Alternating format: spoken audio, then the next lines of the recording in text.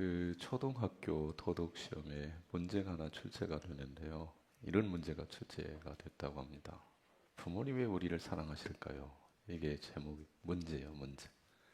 아이들이 이 문제에 답을 써야 됩니다. 여러분 아이들이 뭐라고 답을 썼을까요? 왜 부모님이 우리를 사랑하실까요?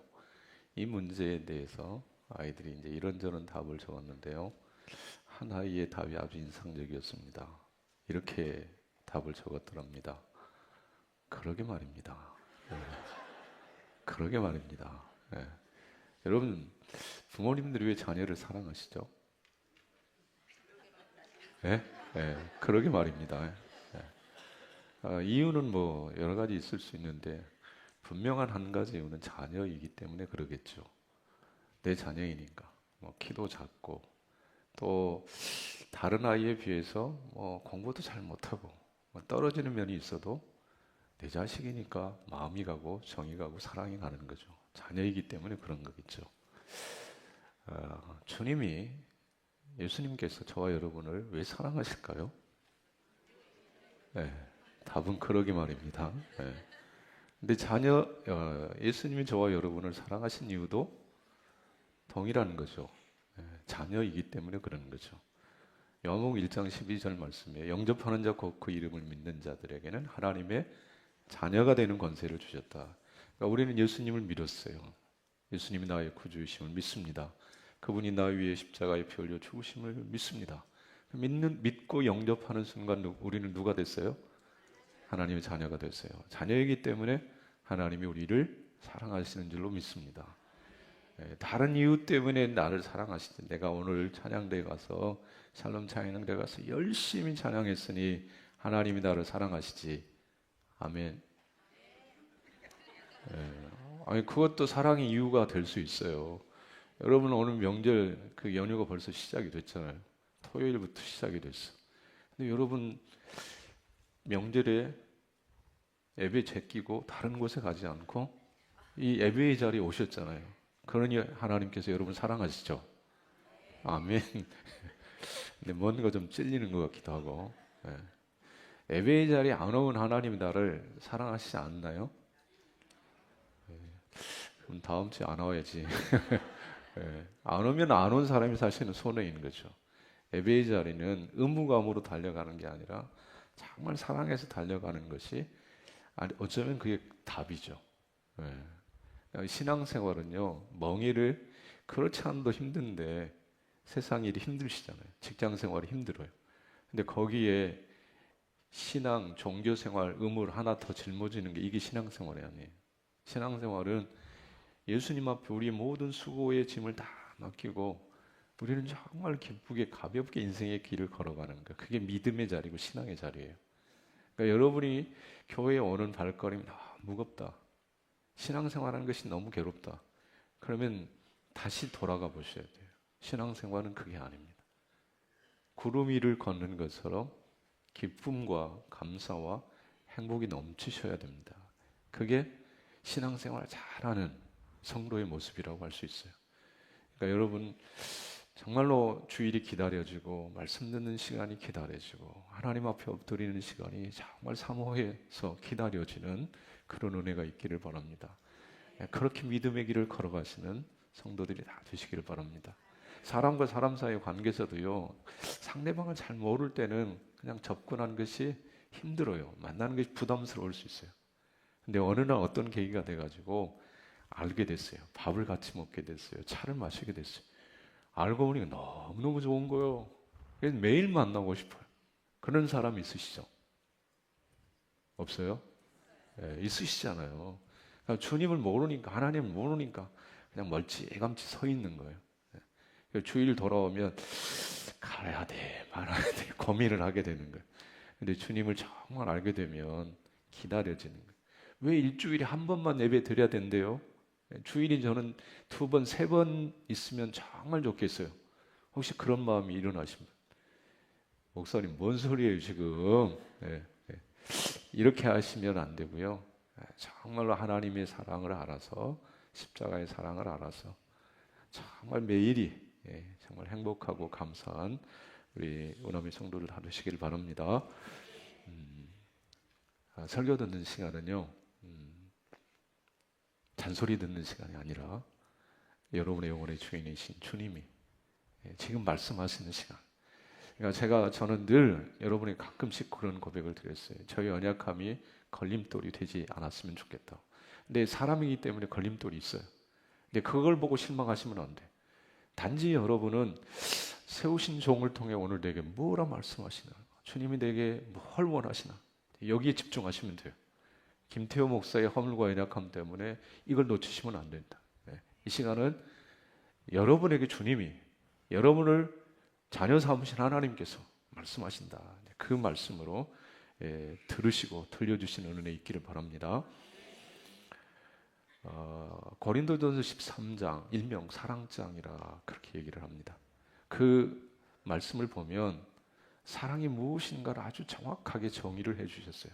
우리는 사랑이란 말을 많이 합니다. 근데 그 사랑에 대해서 굉장히 추상적인 그런 어떤 의미라고 생각하는 경우들이 많이 있어요. 사랑합니다. 여보 사랑해. 아이들아 사랑해. 근데 그 사랑이라고 하는 말이 굉장히 폭이 넓은 말이죠. 근데 고린도전서 13장에 보면 그 사랑이 무엇인가를 아주 디테일하게, 아주 분명하게 정의를 해주고 계십니다. 사랑은 뭐냐? 사랑은 오래 참고, 사랑은 온유하고, 시기하지 않고, 자랑하지 않고, 교만하지 않고, 무례히 행치 않고, 자기의 유익을 구하지 않고, 불의를 기뻐하지 않고, 진리를 기뻐하고, 그 다음에 이어지는 말이 모든 것을 참고 바라고, 모든 것을 참고 믿고 바라고 견디니라, 이렇게 되어 있어요. 사랑이 뭐냐? 무례히 행하지 않는 거예요. 사랑이 뭐냐? 교만하지 않는 거예요. 사랑이 뭐냐? 진리와 함께 기뻐하는 거예요. 자기의 유익을 구하지 않는 거예요. 이 사랑의 정의대로 실천하면 사랑의 사람인 거예요. 근데 이 말씀 가운데 사랑의 정의 앞과 맨 끝을 보면 공통된 분모를 발견할 수 있는데, 그게 뭐냐면 오래 참는 거예요.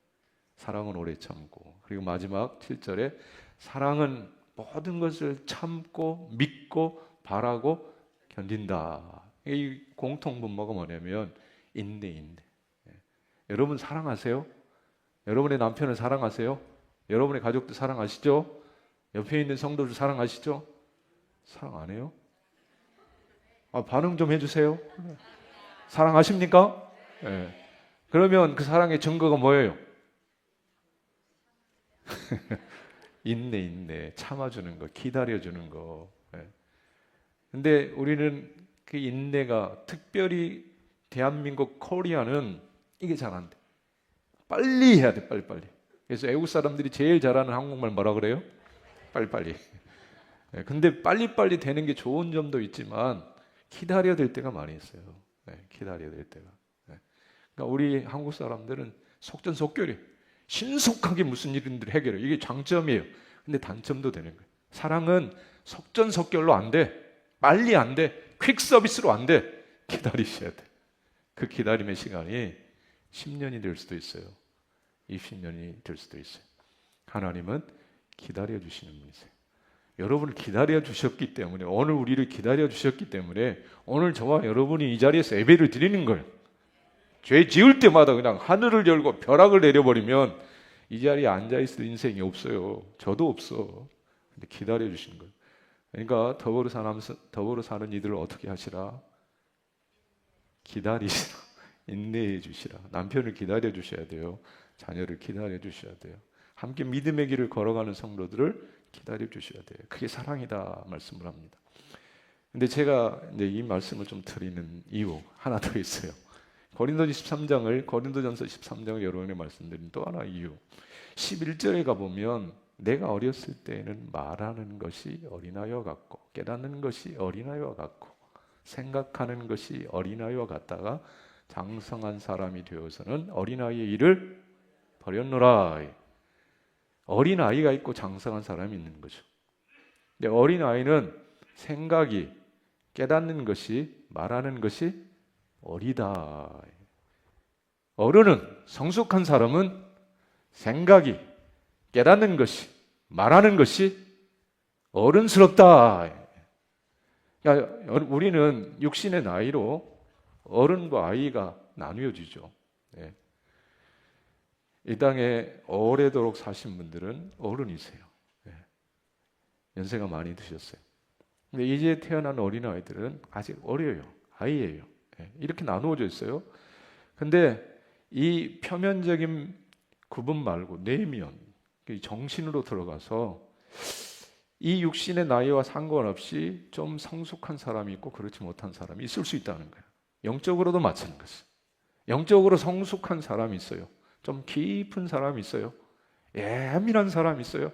하나님과 깊은 교제와 사귐 가운데 나아가는 사람이 있어요. 그런데 그렇지 못한 사람이 있어요. 생각이, 깨닫는 것이, 말하는 것이 아주 유치합니다. 젖먹이 아이 같습니다. 이런 사람이 있어요. 네. 교회 안에 들어와 있어요. 하나님을 섬겨요. 그런데 어린아이예요. 아주 어린아이예요. 어떻게 판별을 합니까? 어떻게 분별을 합니까? 그 말을 들어보면 알아요. 그 입에서 흘러가는 말을 가만히 들어보면 아, 이 사람이 어른이네. 아니, 이 사람은 아직도 유치하네. 어리네. 분별이 되실 거예요. 우리는 늘 점검을 해봐야 됩니다. 여러분이 MBTI를 통해서 성격을 분석해 보듯이 내 믿음의 분량과 수준이 어떠한지를 점검해 보시라는 거예요. 점검, 내 믿음의 분량을 점검해 볼 수 있는 지표, 징표 중에 고린도전서 13장의 말, 깨달음, 생각을 들여다보시면 여러분의 신앙의 현주소를 확인할 수 있어요. 오늘 2부 예배에 오신 우남의 성도들, 유치한 수준의 어린아이 수준의 믿음이 아니라 장성한 예수님 닮은 그런 성숙한 신앙의 사람이 되실 수 있기를 바랍니다. 이 세 가지 외에 한 가지를 더 말씀을 드리려고 해요. 내가 지금 성숙한 믿음의 사람인지 아니면 아직 멀은 어린아이 수준에 머물러 있는 신앙의 사람인지 확인해 볼 수 있는 징표, 표지 하나 더 말씀을 드리려고 합니다. 오늘 본문에 있습니다. 자, 오늘 본문의 말씀은 우리가 잘 아는 말씀입니다. 교회 안에 들어와 있는 우리뿐만 아니라 교회 밖에 있는 사람도 솔로몬 왕의 재판 이야기는 알고 있는 사람들이 많이 있어요. 그만큼 유명한 그런 말씀이라고 할 수 있습니다. 잘 아는 말씀이지만 배경을 조금 설명을 하면 창기라 불리는 두 여인이 한 집에 살았어요. 그런데 3일 사이로 아이를 낳았어요. 그런데 어느 날 밤에 한 아이가 죽었네요. 그런데 이 죽어버린 아이를 이제 자기 아이라고 한 여인이 속인 거죠. 이 아이가 내 아이가 아니라 다른 여자의 아이라고 속인 거예요. 그런데 아침에 일어나서 진짜 생모가 아이 젖을 먹이려고 이렇게 보니까 죽어 있어. 아이가 내 아이가 아니야. 다른 여자 아이의 품속에 있는 아이가 본인의 아이고 죽은 아이는 저 여자 아이 같은 그런 생각이 들었어요. 확신이 들었어요. 그런데 그 여자가 인정하지 않는 거예요. 갑론을박이 생겼습니다. 둘러선 해결을 할 수가 없었습니다. 그래서 왕에게로 갔습니다. 판결해 주십시오. 누구의 아이입니까? 왕이시여 판결을 해주세요. 이 얘기를 왕 앞에서 이제 얘기를 했고 왕이 조용히 들었겠죠. 솔로몬 왕이 들었어요. 그리고 왕은 명령을 했습니다. 칼을 가져오라. 그리고 명령하기를 그 칼로 아이를 절반으로 나누어 하나씩 가지게 하라. 그렇게 얘기를 합니다. 그럴 때 친모인 어미가 주여 살아있는 아이, 산 아이를 저 여자에게 주시고 제발 죽이지 마옵소서. 아무쪼록 죽이지 마십시오. 그렇게 얘기를 합니다. 반면에 친모가 아니었던 여인은 그냥 나누게 하라. 반반씩 나눠 갖자. 그렇게 얘기를 합니다. 그럴 때 왕이 죽이지 말라. 아이를 나누지 말라. 죽이지 말라고 한 저 여인에게 아이를 주라. 그렇게 판결을 했습니다. 이 광경을 사람들이 다 지켜본 거죠. 그리고는 놀랬다. 하나님의 지혜가 왕의 마음속에 있다는 사실을 깨닫고 온 이스라엘이 놀랬다. 그렇게 얘기를 합니다. 이것이 본문의 내용이에요. 이 본문의 내용을 두 가지 관점에서 생각해 볼 수 있어요. 하나는 이 재판을 주관하고 판결하는 왕의 입장에서 생각해 볼 수 있어요. 만약에 여러분이 이런 판결을 해야 된다라고 하면 사실 쉬운 문제는 아니겠죠.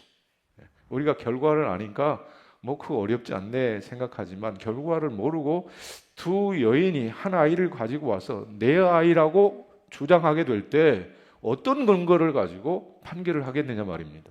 오늘날처럼 유전자 검사를 해가지고 이 아이는 당신의 아이입니다. 유전자 검사 결과 이렇게 나왔습니다. 그러면 끝이에요. 근데 당시 유전자 검사를 할 수 있는 상황이 아니잖아요. 그렇기 때문에 아주 명확하고 객관적인 판결을 하려면 쉬운 일이 아니었어요. 그런데 솔로몬 왕은 그 판결을, 그 재판을 해낸 것이죠. 근데 여기에 제가 이런 관점으로 여러분에게 말씀을 드리려고 하는 것이 아니라 이 여인의 입장에서 한번 생각해 보자는 거죠. 친모의 입장에서 생각을 해보자라는 것입니다. 지금 왕 앞에 나왔어요. 재판장 앞에 나왔어요. 그리고 사정 이야기를 다 했습니다. 그럴 때 이 친모의 마음속에 어떤 마음들이 자리하겠습니까? 과연 내 아이를 다시 되찾을 수 있을까? 만약 왕이 엉뚱한 판단을 해버린다면, 엉뚱한 판결을 해버린다면 이제 내 아들과 영영 생리배려야 되는 건 아닌가? 초조함, 염려되는 마음, 불안한 마음들을 가지고 왕의 판결을 기다리고 있을 것입니다. 그런데 왕이 말이죠. 얘기를 다 들은 왕이 칼 가져와서 나누라! 이렇게 얘기를 하는 거예요. 나눠서 반반씩 가져라. 이거는 꿈에도 상상치 못했던 말이었어요. 왕의 입에서 그런 말이 흘러나오리라고는 전혀 상상을 못했어요. 생각지를 못했어요. 그럴 때 이 여인은 본능적으로 왕 앞에 엎드려 하는 말이 내 주여, 왕이시여, 산 아이를 저 여인에게 주시고 아무쪼록 죽이지 마옵소서. 아무쪼록 죽이지 마옵소서. 제발 죽이지만 마십시오. 살려주십시오. 저 아이를 포기하겠습니다. 다른 여인에게 주십시오. 모성의 본능이라고 할 수 있을 것입니다. 어머니라면, 친모라면 누구라도 아마 이렇게 반응을 했을 것입니다. 근데 문제는 뭐냐면 이렇게 얘기를 하는 것이 이 여인에게 굉장히 위험한 일이라는 거예요. 이 여인은 지금 왕 앞에 나온 이유가 아들이라고 확신했기 때문이에요. 그리고 아들이라고 지금 주장하고 있는 거예요. 근데 저 여인에게 달라. 나는 포기하겠습니다. 라는 뜻은 어쩌면 왕에게 거짓으로 들릴 수 있다는 뜻이죠. 여러분, 왕에게 거짓을 얘기하고 살아날 수 있을까요? 왕을 속인다, 능멸하는 죄죠. 그러면 이 여인의 목숨이, 생명이 위험해질 수 있습니다. 죽을 수 있습니다. 때문에 이 여인이 제발 죽이지 말아달라고, 아무쪼록 죽이지 말라, 살려달라, 이 말이 결코 쉬운 말이 아니었어요. 해서는 안 되는 말이었어요. 하지만 이 여인은 이런 위험을 감내하면서 죽기를 각오하면서 죽이지 말아달라, 그렇게 얘기하는 것이죠. 이 여인이 이렇게 얘기할 수 있었던 비결이 뭐냐? 왜 이 여인은 죽음을 감내하면서 그 위협 앞에서 이렇게 간절하게 호소하는가? 그 이유는 어머니이기 때문에 그렇습니다. 어머니가 아니었다면 아마 이렇게 반응하기 어려웠을 것입니다. 그럼 어머니는 어떤 사람입니까? 자신의 생명을 희생해서 자식을 살리는 사람, 그가 어머니입니다. 내가 조금 수고하고 고생해서 내 자녀들이 행복할 수만 있다면, 기뻐할 수만 있다면, 의의 사람이 될 수만 있다면 기꺼이 죽음의 길, 희생의 길을 달려가는 사람, 그가 어머니입니다. 이 어머니의 희생과 사랑과 눈물 때문에 죽음에 내몰렸던 아이가 살아나게 된 것이죠. 아름다운 어머니의 이야기라 할 수 있습니다. 여인은 잃어버릴 뻔했던 아들을 되찾아 기쁨으로 돌아왔을 것입니다. 그리고 이 아이는 그 어머니의 사랑 안에서 아름답게 자라서 훗날 효심 가득한 그런 아들이 되었으리라 생각합니다. 여러분, 저와 여러분은 부모이기도 하고 자녀의 입장이기도 합니다. 근데 자녀된 입장에서 우리 모두는 이런 어머니의 모성, 지극한 사랑을 덧입고 오늘 이 자리에 있는 것이죠. 그러니 그 사랑을 기억하는 사람들, 잊지 않는 사람들이 되어야 되는 것이죠. 그런데 오늘 이 이야기가 다른 책이 아닌 하나님의 말씀인 성경에 기록된 이유가 무엇이라고 생각하십니까? 왜 성경에 이런 얘기가 기록되어 있을까요? 솔로몬 왕의 그 위대한 지혜를 본받으라고? 어머니의 사랑은 이러하니 어머니들은 다 이런 사랑을 가지고 살아가라고 이런 교훈을 주기 위해서 성경에 이런 사건이 기록되어 있는 것입니까? 저는 늘 여러분에게 말씀을 드렸어요. 성경은 인간의 책이 아니라고. 성경은 인간을 높이는 책이 아니라고. 성경의 관심은 오직 한 분 예수 그리스도에 있다고 말씀을 드렸어요. 때문에 오늘 이 어머니 죽음을 불사하고 죽음의 위협을 각오하고 왕 앞에 엎드려 제발 아이를 죽이지 말라고 살려달라고 애원하며 부르짖는 이 어머니가 가리키는 사람이 있는데, 가리키는 분이 있는데, 그분이 누구냐? 예수 그리스도이십니다. 성부 하나님 앞에 나아가 엎드려 나를 죽이시고 내 생명을 취하시고 죄인들을 살려달라고 애원하시는 분, 그분이 바로 오늘 본문 속 어머니가 예표하는 예수 그리스도이십니다.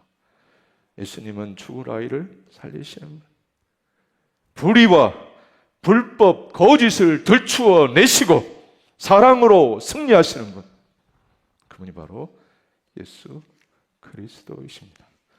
예수님이 바로 하나님의 지혜입니다.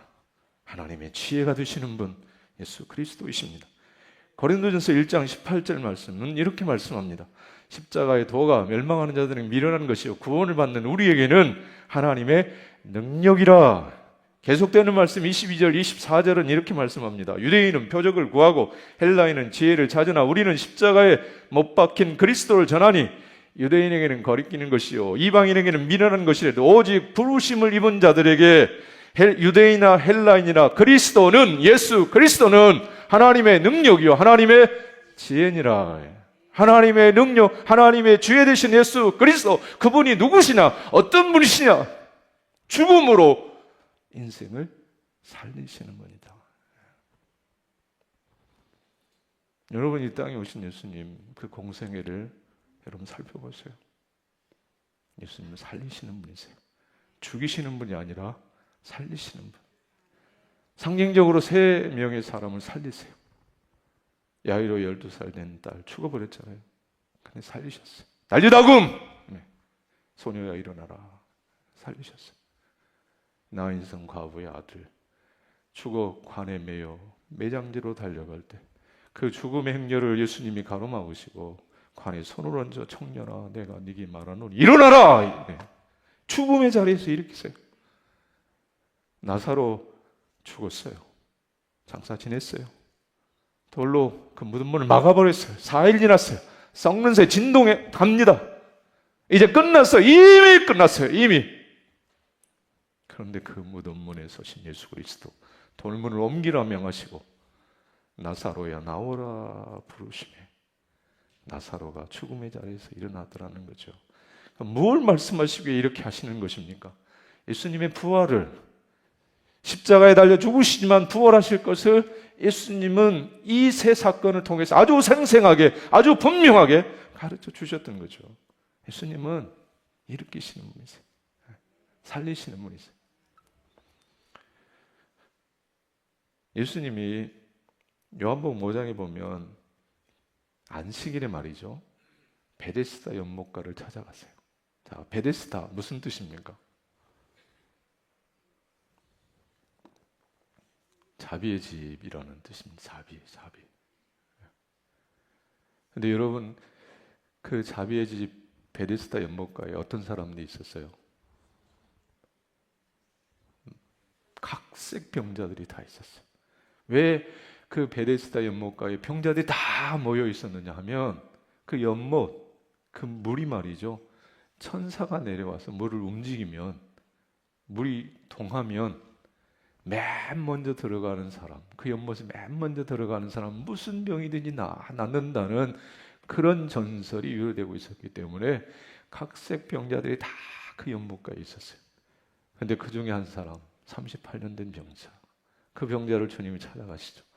병자 앞에 서시죠. 그리고 물으시죠. 네가 낫고자 하느냐. 물어볼 필요가 없는 말씀이죠. 여러분, 병든 사람에 가서 낫고 싶으세요? 그러면 그 병자가 뭐라 그러겠어요?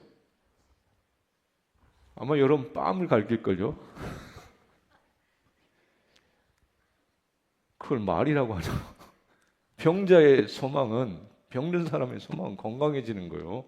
병이 빨리 떠나기를 원하지. 당신 낫고 싶어? 영원히 그렇게 병자로 살고 싶어? 그런 병자로 살고 싶은 사람이 없는 거죠. 38년 된 병자, 오랜 세월 병상에서 고통하며 지내온 사람, 그 사람이 낫고자 물으니까 이 병자는 동문서답을 했어요. 주여, 나를 저 연못에 넣어줄 사람이 없습니다. 내가 들어가려고 하면 다른 놈이 먼저 들어가 버립니다. 나를 넣어줄 사람이 없습니다. 그러자 예수님 뭐라 그랬어요? 일어나 내 자리를 들고 걸어가라. 일어나 내 자리를 들고 걸어가라. 예수님이 그냥 순식간에 이 병자를 고치셨어요. 병상에서 이렇게 세워주셨어요. 그 병상은 죽음의 병상이에요. 어떤 인간도 세울 수 없는, 일으킬 수 없는 사망의 병상이었어요. 근데 주님이 일어나라고 말씀하시는 순간 그 사람이 일어났어요. 일어나세요. 잠에서 일어나세요. 깨어나세요. 벌쩍 일어났어요. 여러분, 한 자세로 오래 있으면 몸이 굳어요. 여러분이 1시간 동안만 예배를 드리실 때 빳빳이 있으면, 이렇게 가만히 움직이지 않고 있으면 몸이 굳어요. 일어나시려고 하면 아마 우지직 그 근육이 막 찢어지는 소리가 날지 몰라요. 뼈가 부서지는 소리가 날지 몰라. 1시간만 그렇게 있어. 38년 병상에 누워 있었다고 생각해 보세요. 순식간에 일어나는 건 정말 어려운 일이에요. 불가능한 일이에요. 근데 주님이 일어나라 말씀하실 때 그 병자가 일어나요. 그리고 침상을 들고 가요. 왜 이런 기적을 주님이 행하시나? 이 38년이라고 하는 시간은요, 그냥 상징적인 의미가 담긴 그런 숫자예요. 38년은 이스라엘 백성들의 40년 광야 생활을 상징하는 숫자. 왜 40인데 38년이라고 했느냐? 여러분, 이스라엘 백성들이 출애굽에서 시내산에서 하나님과 언약을 맺어요. 그리고 가데스 바네아로 갑니다. 그리고 가나안 땅을 40일 동안 탐지를 해요. 근데 그 탐지하고 온 사람들이 여호수아와 갈렙을 제외하고는 악평을 해. 못 들어간다. 우리는 저들의 밥이다, 메뚜기다, 안 된다. 근데 그 시간이 무슨 시간이냐면 약 2년 정도의 시간이에요. 그러니까 광야 40년 가운데 출애굽에서 시내산과 가데스 바네아까지 2년의 시간. 그러니까 총 나머지 38년. 그러니까 지금 이 38년 된 병자는 이스라엘 백성이 40년 광야 생활을 의미한다고 할 수 있어요. 근데 그 광야 생활은 율법과 계명대로 살아가는 삶이었어요. 모세를 통해 주신 율법과 계명을 통해서 살아가는데 병자라는 거예요. 구원을 율법과 계명으로는 받을 수 없다. 그 말인즉슨 오직 구원자이신 예수 그리스도만이 인생의 진정한 구원자가 되신다. 율법과 계명을 지켜가지고 구원받을 것 같은데 안 된다는 거예요. 율법과 계명을 주신 이유는 그 율법과 계명 앞에 자신의 무능함과 죄악됨을 철저하게 고백하고 인정하고 구원자이신 예수 앞에 나오라고 주셨는데 사람들이 사실을 알지 못한 채 그냥 죽이려고 했다는 거예요. 그러면 그 결국은 병이라는 거예요. 병상이라는 거예요. 근데 예수님이 그 병상에서 일으키신 거예요. 율법과 계명으로 구원받는 것이 아니라 오직 이 땅에 오신 성자 예수 그리스도, 그분의 은혜로 그분의 사랑으로 일으킴을 받고 구원함을 받는다는 사실을 그렇게 말씀하셨다는 거죠. 예수님은 어떤 분이냐? 당신의 십자가의 죽음을 통해서 죽을 자를 살리시는 분, 그분이 바로 예수 그리스도이십니다. 때문에 이 사건을 통해서 사랑을 다시 정의하면, 사랑이 뭐냐면 내가 죽어 다른 사람을 살리는 거, 이게 사랑이에요. 솔로몬 왕 앞에 선 여인이, 어머니가 당신의 생명을 내어놓음으로 아들을 살린 것처럼 예수님은 당신의 목숨을 십자가에 내어놓으심으로 저와 여러분을 살리신 거예요. 그게 예수님의 사랑이에요. 하나님의 사랑이에요. 이 사랑 가운데 죽었던 한 사람이 살아나는 이야기가 있어요. 질그릇 속에 담긴 은혜라고 하는 책을 쓰신 이희준 목사님이라고 하는 분이 계신데요. 이분은 강릉 탕왕천이 있는 마을에서 사남매 중 장남으로 태어났대요. 그런데 어린 시절부터 몸이 아주 약했습니다. 초등학교 6학년 때 위궤양으로 위의 절반을 잘라냈습니다. 고1 때는 식도 정맥류라는 병으로 목숨이 위태하기도 했습니다. 어린 시절부터 병에 완전히 사로잡혀서 병원을 채집 안방 드나들듯이 드나드는 거예요. 그래서 결국 고등학교 중퇴하고 학교를 더 이상 다닐 수가 없었어요. 여러분, 병에 잡히게 되면 건강한 사람들은 잘 모르지만 병에 잡혀버리면 삶의 의욕이 꺾이는 거예요. 삶의 의미를 잃어버리는 거예요. 죽고 싶은 거죠. 이분이 그러했어요. 그런데 어느 날 포항에 사는 고모님이 찾아오셨어요. 병문안으로 오신 거예요. 이 고모님이 하시는 얘기가 너도 나처럼 예수 믿으라. 너도 나처럼 예수 믿으라. 그리고 변화된 삶을 살아갈 수 있다. 예수 믿으면 병에서도 고침을 받고 변화된 삶을 살아갈 수 있다. 그렇게 권면을 했어요. 자, 이분이 들었을까요? 안 들었을까요? 그 말이 들려올까요? 안 들려올까요? 들려올 수도 있고 안 들려올 수도 있어요. 아주 절박한 사람이면 그 말이 쏙 들어오겠죠. 근데 절박하지 않으면, 그리고 이제 완전히 삶의 의미를 잃어버렸으면 그 말 안 들어오겠죠. 근데 하나님의 은혜를 주시니까 그 말이 들어왔어. 뭐 하라고 그랬어요, 고모가? 너도 나처럼 예수 믿으라. 교회에 갔어요. 집 근처에 있는 교회에 따라갔어요. 그런데 하나님이 이분을 만나 주신 거야. 새벽에 하나님이 이분을 만나 주셨어요. 눈물 콧물을 쏟아내며 회개하기 시작했어요. 그리고 그 사랑에 감격하기 시작했어요. 예수님을 만나면서 나타나는 첫 번째 반응 중에 하나가 뭐냐면 이 눈물의 회개가 있는 거예요.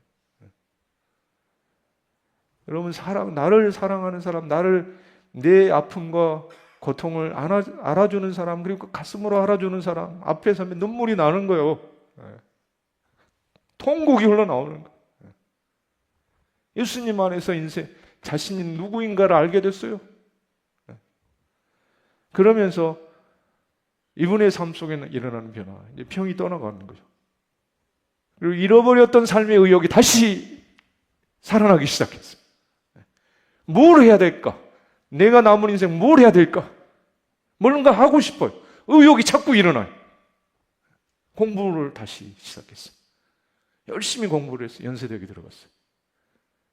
하나님의 소명을 깨닫게 됐어요. 장로의 신학에 들어가서 목사가 됐어요. 미국 유학을 했어요. 그리고 상담학 공부를 했어요. 한인들을 상대로 한인교회를 섬기다가 지금은 기도원 동족 선교회라고 하는 북한 선교를 담당하는, 그 선교회 한국 담당하는 그런 일을 하고 계세요. 이 목사님이 이렇게 고백을 해요. 질병은 나에게 고통이면서 또한 축복이었다. 만일 내가 어려서부터 아프지 않았다면 나는 예수님을 믿지 않았을 것입니다. 고등학교 2학년 때 예수님을 깊이 만날 수 있었던 것은 내 육신의 약함 때문이었습니다. 그 육신의 질병은 나에게서 꿈과 희망과 삶의 의미를 빼앗아갔습니다. 대신 인생에서 가장 큰 보물을 발견하게 해 주었습니다. 그 보물은 바로 예수 그리스도입니다. 나는 육신의 연약함 때문에 겸손할 수 있었고 더욱더 하나님을 의지하게 되었습니다. 질병이, 그 육신의 고통이 깊은 나락으로 나를 밀어넣었지만, 떨어뜨렸지만, 그 질병을 통해서, 육신의 아픔을 통해서 건지시고 살리시는 예수 그리스도, 보물이신 그리스도를 만났다. 그러므로 인생이 바뀌었다.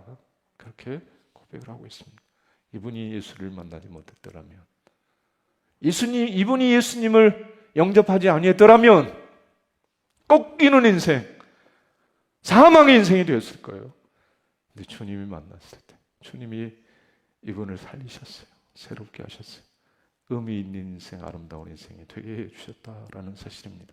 사랑하는 성도 여러분, 저는 앞서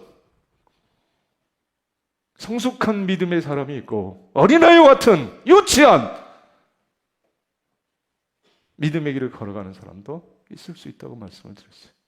그 성숙한 신앙의 표지가 뭐냐? 그 표지 중에 하나, 사랑입니다. 솔로몬 앞에 머리를 조아리고 눈물을 쏟아내며 제발 아무쪼록 이 아이를 살려주십시오. 눈물로 애원하는 어머니처럼 우리를 위해 하늘 아버지 앞에 엎드려 눈물로 간구하시며 저희들을 사하여 달라고 십자가에 생명 놓으신 그 그리스도의 사랑을 아는 사람, 성숙한 신앙의 사람. 그런데 오랫동안 교회 안에 있었어요. 직분이 목사예요. 그런데 이 사랑을 몰라요.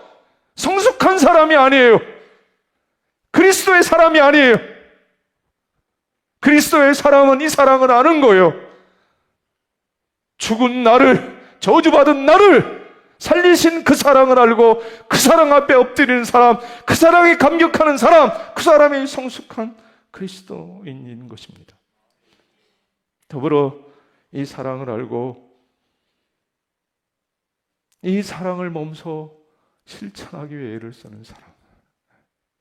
여러분, 이 땅에는 인생의 풍랑 앞에 꺾여서 삶의 의미를 상실해버린, 무너진 삶의 자리에서 고통하는 사람들이 얼마나 많이 있는지 몰라요.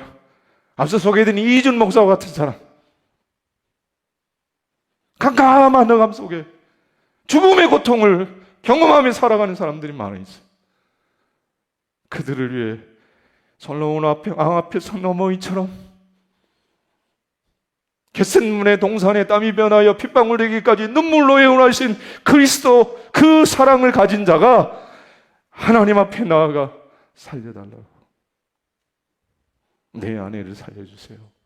내 남편을 살려주세요. 내 자녀들을 살려주세요. 이 대한민국 코리아, 이 민족을 살려주세요. 사랑으로 부르짖어 간구하는 사람, 그 사람이 성숙한 사람인 거예요. 여러분, 이 사랑을 어떻게 가질 수 있습니까? 어떻게 이 사랑의 사람이 돼요? 십자가 앞에 달려가셔야 합니다. 십자가에서 이루어진 그 사건을 깊이 묵상해 보셔야 돼요. 예수님을 깊이 생각해 보셔야 돼요. 그럴 때 우리는 사랑의 사람이 될 수 있습니다. 2000년 전 십자가에 달리신 그분이 나를 위해, 나를 살리려고 대신 죽으셨다는 사실이 믿어질 때야, 깨달아질 때야 비로소 성숙한 신앙의 출발이 시작이 되는 거죠. 그걸 모르고서는 안 돼요. 그 사랑을 알 때 예수님의 이 말씀에 순종하는 사람이 될 수 있습니다. 마태복음 16장 24절에 이 예수께서 제자들에게 이르시되 아무든지 나를 따라오려거든 자기를 부인하고 십자가를 지고 나를 쫓을 것입니다. 나를 따를 것입니다. 십자가는요, 여러분 기억하세요. 내가 죽어 상대를 살리는 것이 십자가예요. 예수님이 십자가에 죽으심으로 우리가 살았어요. 십자가를 진다는 것은 내가 죽어 내 가족, 나와 함께 인생의 길을 걸어가는 사람들을 살린다는 의미예요. 십자가가 인생의 무거운 짐을 내 어깨에 짊어지는 것이 아니에요.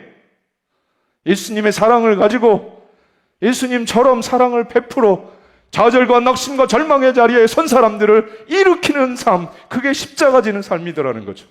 내가 죽어 내 남편이 살 수만 있다면, 내가 죽어 내 아내가 살 수만 있다면, 내가 죽어 이 교회가 살고 민족이 살 수만 있다면 기꺼이 그 길을 가는 사람, 그 사람이 그리스도의 제자예요. 성도는요, 살리는 사람이에요. 예수 그리스도를 믿고 따르는 성도는 살리는 사람이에요. 세상은 죽이는 이로 가득합니다. 내 이익에 반하면 누구라도, 조금 심한 말이지만 다 죽입니다. 내 이익을 가로막고 힘들게 하면 죽입니다. 이 죽음의 길은, 죽이는 그 길은 성도의 길이 아니에요. 성도는 살리는 길을 가는 사람입니다. 주여, 나로 살리는 생명의 길을 가게 하옵소서. 내가 죽어 우리의 가정이 살게 하소서. 여러분, 명절에 왜 다툽니까? 왜 싸워요? 내가 살겠다 그러는 거예요. 내가 죽고 시부모님이, 시어머니가 살고, 내가 죽고 며느리가 살고, 이게 될 때 다툼은 없는 거죠. 정말 아름답고 행복한 명절이 되는 거죠.